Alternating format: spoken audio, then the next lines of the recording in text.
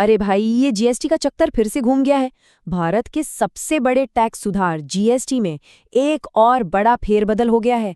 तो चलिए आज इसी की पूरी कहानी समझते हैं कि ये नया मामला क्या है और इसका अपनी जेब पर क्या असर पड़ने वाला है।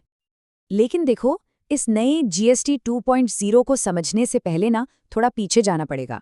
ये समझना जरूरी है कि 2017 में आखिर ये जीएसटी लाया ही क्यों गया था। मतलब ऐसी क्या नौबत आ गई थी कि पूरा सिस्टम ही बदलना पड़ गया। तो देखो, अपन इस पूरी कहानी को 5 हिस्सों में समझेंगे। पहले देखेंगे वो पुराना टैक्स का जंजाल, फिर समझेंगे कि जीएसटी का आइडिया क्या था, उसके बाद इसका रिपोर्ट कार्ड कैसा रहा, फिर बात करेंगे इस नए बदलाव की, और आखिर में वो एक बड़ा सवाल जो अभी भी हवा में है। तो चलिए सबसे पहले बात करते हैं उस पुराने सिस्टम की। आखिर पहले ऐसी क्या गड़बड़ थी कि सरकार को इतना बड़ा कदम उठाना पड़ा। देखो, 2017 से पहले अपना देश एक बाजार था ही नहीं। ऐसा समझो कि देश के अंदर ही कई छोटे छोटे देश थे। हर राज्य के बॉर्डर पर एक टैक्स का नाका लगा था। मतलब एक ही देश में सामान इधर से उधर ले जाना एक सिरदर्द था। जीएसटी का मेन काम था इन सब दीवारों को तोड़ना। और टैक्स भी कितने! अरे 17 से ज्यादा अलग अलग तरह के टैक्स थे।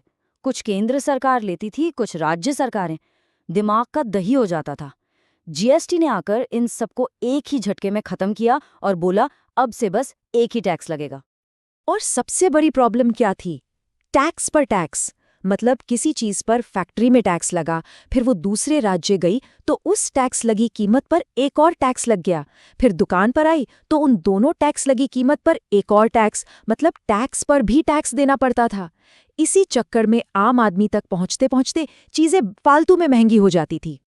तो सवाल ये उठता है कि जीएसटी ने इस उलझे हुए हिसाब किताब को आखिर सुलझाया कैसे? इसका डिजाइन कैसा था?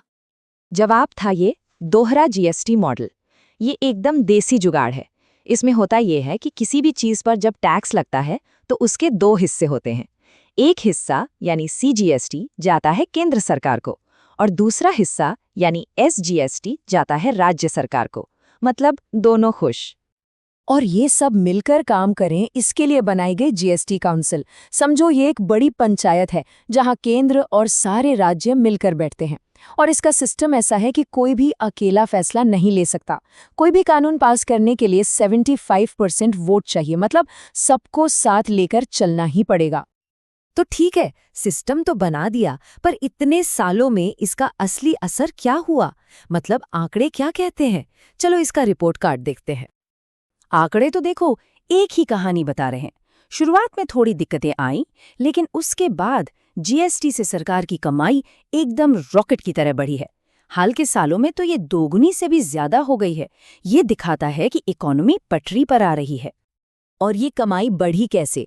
इसकी एक बड़ी वजह ये है कि अब ज्यादा से ज्यादा लोग और बिजनेस टैक्स के दायरे में आ गए हैं।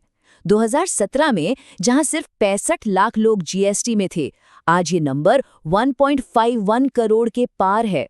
मतलब देश का एक बहुत बड़ा हिस्सा अब सिस्टम से जुड़ गया है। तो चलो अब आते हैं कहानी के सबसे नए और ताज़ा पन्ने पर, सितंबर 2025 से जो बड़ा बदलाव हुआ है जिसे लोग कह रहे हैं जीएसटी 2.0। इस नए बदलाव का सबसे बड़ा मकसद है चीज़ों को आसान बनाना। पहले जो 5, 12, 18 और 28% के 4 अलग-अलग टैक्स स्लैब थे ना, अब उनमें से बीच वाले 2 हटा दिए हैं। मतलब अब मोटे तौर पर सिर्फ 2 ही रेट रह गए हैं, 5% और 18%।